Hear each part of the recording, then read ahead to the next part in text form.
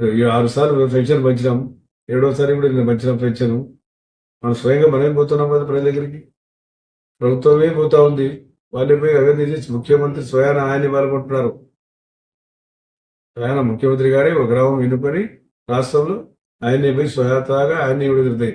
భారతదేశంలో 4,000 ఇచ్చే ఏడన్నా ఉందే? భారతదేశంలో ఎవరన్నా మీరు చూస్తా ఉన్నారు, చూసుకోండి. ఏడన్నా నార్త్ ఇండియా అయితే ఇప్పుడు మొదలైన ఇవి సంక్షేమ కార్యక్రమం. భారతదేశంలో సౌత్ ఇండియాలో కూడా ఇస్తున్నాడా? 4,000 రూపాయలు మాట మీద కట్టుబడి ఆయన 3 సంవత్సరాల్లో 5 సంవత్సరాల్లో 3,000 ఇస్తా అని చెప్పినాడు. 2,000 ఇచ్చి తెలుగుదేశం ప్రభుత్వం ఇప్పుడు 2,000 ఇస్తే ఈ 3,000 ఎన్నేళ్ళు అయింది? 5 ఏళ్ళు అయింది. మనం అన్నాం తెల్లవారితే ప్రభుత్వం వచ్చిన తర్వాత తీసుకుపోయిచ్చినాం. ఆ రోజు హాలిడే ఉండే కానీ ముందు రోజే ఇచ్చేస్తున్నాం. అది తెలుగుదేశం ప్రభుత్వం కమిట్మెంట్. ఈరోజు అభివృద్ధి ప్రభుత్వం పోలే. మన కర్నూలు నంద్యాల జిల్లా చూస్తున్నారు, ఎన్ని అభివృద్ధి కార్యక్రమాలు వస్తున్నాయి. కొన్ని వేల కోట్ల ఫ్యాక్టరీలు వస్తా ఉన్నాయి. నంద్యాల కర్నూలు మధ్యలో ఎయిర్పోర్ట్ వచ్చింది. ఓరకల్ దగ్గర ఓరకల్ ముందు భాగం అంతా కర్నూలు ఉంటుంది, వెనుక భాగం అంతా నంద్యాల ఉంటుంది. నంద్యాల జిల్లాలో అసైన్మెంట్ లాంటి నంద్యాల జిల్లాలో ఎక్కువ ఉంది, కర్నూలు జిల్లాలో ఎక్కువ ఉంది.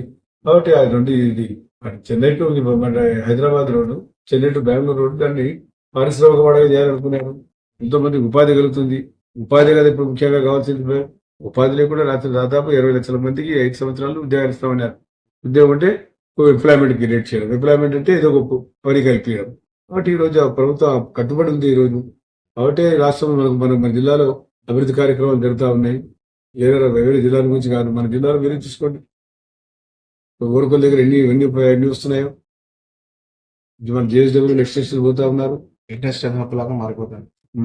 ఇండస్ట్రియల్ హబ్ లాగా వస్తుంది. ఇటు చెన్నై ఇటు బెంగళూరు రోడ్లో, హైదరాబాద్ టు బెంగళూరు చెన్నై రోడ్లో మనకు వస్తారు. చెన్నై కర్నూలు మధ్యలో మన నంద్యాల ఉంది.